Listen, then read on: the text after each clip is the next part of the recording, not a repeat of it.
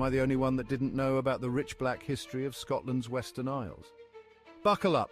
Black history of Scotland concerns various stories around Kenneth. King Kenneth was also known as Kenneth the Niger or Kenneth Duff, a surname which means the black man. It is a matter of history that many seafaring warriors were North African, travelled via Iberia into Europe and joined in many cultures and held power and position. Niger Val Dubh lived and reigned over certain black divisions in Scotland, and some histories state that a race known as the Sons of the Blacks succeeded him. For example, C.J.A. Rogers' Saxon race. Back in 1719, Martin described the inhabitants as generally brown and some of black complexion. A description of the Western Islands of Scotland contains a full account on page 4. Martin also states on page 224. The inhabitants of this isle are well proportioned, generally brown and some of black complexion. They enjoy a good state of health and have a genius for all callings. On page 239 he follows. The natives here are very well proportioned, being generally black of complexion and free from bodily imperfections.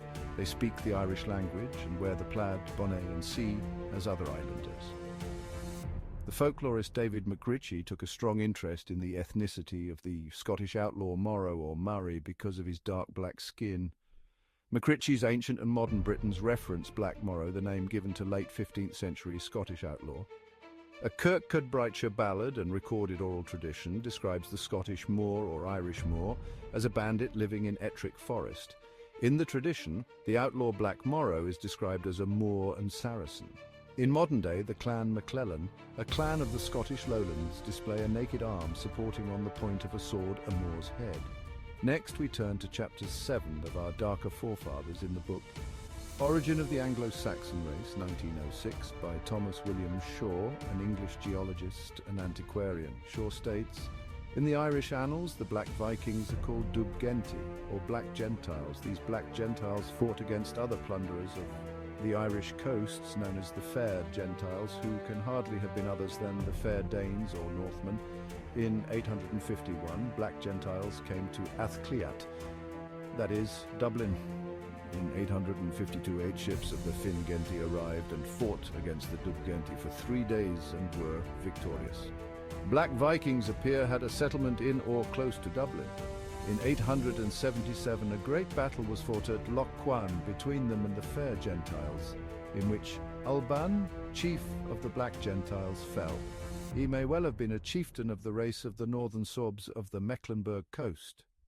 In his translation of Orosius, King Alfred inserts the account which Other, the Norse mariner, gave him of the tribute in skins, eiderdown, whalebone and ropes made from whale and seal skins, which the northern Finns, now called Lapps, paid to the Northmen.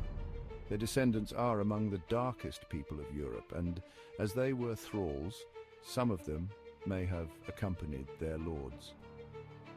There is an interesting record of the descent of dark sea rovers on the coast of North Wales in the Annales Cambriae, under the year 987, which tells us that Gothrit, son of Harold, with black men, devastated Anglesey and captured 2,000 men.